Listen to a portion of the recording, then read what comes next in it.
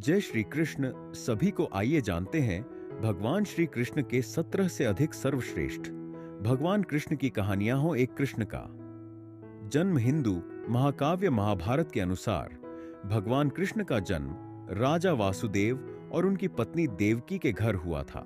देवकी का भाई कंस एक क्रूर व्यक्ति था जो जघन्य गतिविधियों में लिप्त था। देवकी और वसुदेव के विवाह के दौरान कंस को ज्योतिषियों द्वारा चेतावनी दी जाती है कि उनका बच्चा उसे मार देगा। यह सुनकर कंस दंपत्ति को कैद कर लेता है और उनके द्वारा जन्मे हर बच्चे को मार देता है। लेकिन जब कृष्ण का जन्म होता है तो वासुदेव गुप्त रूप से शिशु को ले जाने की व्यवस्था करते हैं और उसके स्थान पर एक अन्य शिशु कृष्ण की पालक माता यशोदा की पुत्री को स्थापित कर देते हैं। जब दुष्ट कंस इस प्रतिस्थापित शिशु को मारने का प्रयास करता है तो वह देवी आदि पराशक्ति में परिवर्तित हो जाती है और उसे चेतावनी देती है कि उसकी मृत्यु आ गई है और कुछ भी उसके भाग्य को नहीं बदल सकता। इस बीच नवजात कृष्ण को यमुना नदी के दूसरी ओर ले जाया जाता है, जहां उन्हें गोकुल में नंद और उनकी पत्नी यशोदा द्वारा बचाया और पाला जाता है। भगवान कृष्ण के जन्म को कृष्णाष्टमी या जन्माष्टमी के रूप में मनाया जाता है। गीत, नाटक और नृत्य अक्सर भगवान कृष्ण के जन्म की कहानी सुनाते हैं और भारत में स्कूल और कॉलेज अक्सर बच्चों के लिए जन्माष्टमी गतिविधियां आयोजित करते हैं। कृष्ण ने पूतना का वध किया। भगवान कृष्ण ने राक्षसों की रानी पुतना का वध किया। कंस को पता है कि देवकी की 8वीं संतान ही उसका वध करेगी, इसलिए वह अपने सैनिकों को शिशु को खोजने के लिए भेजता है। लेकिन जब वे खाली हाथ लौटते हैं तो कंस राक्षसों की रानी पूतना को भगवान कृष्ण को मारने के लिए भेजता है। वह भगवान कृष्ण को अपना जहरीला स्तन दूध पिलाकर उन्हें मारने की योजना बनाती है। पूतना एक सुंदर युवती का वेश धारण करके गोकुल जाती है। वह कृष्ण के घर पहुंचती है और उन्हें जहरीला दूध पिलाती है। जब वह शिशु कृष्ण को मारने की योजना बनाती है तो वह उसके स्तन से उसका जीवन चूस लेता है और उसे मार देता है। श्री कृष्ण और अरिष्टासुर एक विशालकाय बैल वृंदावन में घुसकर सभी पर हमला कर देता है। एक दिन जब कृष्ण अपने दोस्तों के साथ खेल रहे थे, तभी एक बहुत बड़ा सांड वृंदावन में घुस आया और सभी पर हमला करना शुरू कर दिया। लोग भाग खड़े हुए और हंगामा मचाने लगे। तभी कृष्ण बैल को देखते हैं और उससे भिड़ जाते हैं। उन्हें पता चलता है कि बैल अरिष्टासुर नाम का एक राक्षस है जिसे उसके मामा कंस ने उसे मारने के लिए भेजा था। वह अरिष्टासुर को युद्ध के लिए ललकारता है और भीषण युद्ध के बाद उसे मार देता है। बैल की आत्मा शरीर से निकल जाती है और कृष्ण को प्रणाम करती है और उन्हें बताती है कि कैसे उसे राक्षस बनने का श्राप मिला था, क्योंकि उसने अपने गुरु भगवान बृहस्पति की आज्ञा का पालन नहीं किया और उनका सम्मान नहीं किया। 4.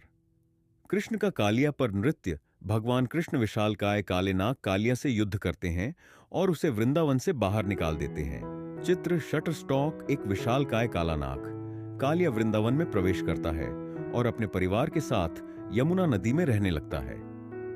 कालिया धीरे धीरे अपने जहर से नदी के पानी को जहरीला बना देता है, जिससे गांव वालों का जीवन दुखी हो जाता है। लोग काले नाग से छुटकारा पाने के लिए हर संभव कोशिश करते हैं। भगवान कृष्ण अपने लोगों को पीड़ित नहीं देख सकते थे और कालिया से लड़ने का फैसला करते हैं। कृष्ण पूरे ग्रह का वजन इकट्ठा करते हैं, कालिया के सिर पर कूदते हैं और उस पर नृत्य करके नाग को मारना शुरू करते हैं।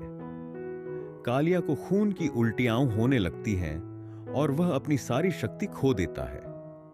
जब कालिया मरने के करीब होता है तो उसकी पत्नियां प्रकट होती हैं और कृष्ण से दया की प्रार्थना करती हैं। कृष्ण नाग पर दया करते हैं।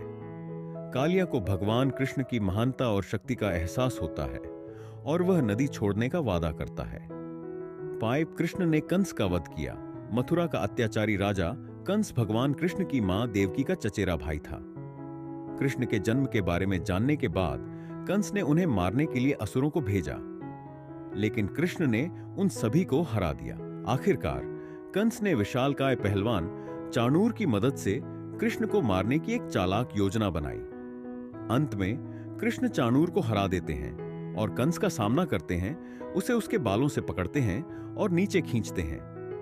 इससे कंस की पकड़ ढीली पड़ जाती है और वह पीछे की ओर गिर जाता है, जिसके कारण कृष्ण अपनी तलवार से कंस का सिर काट देते हैं।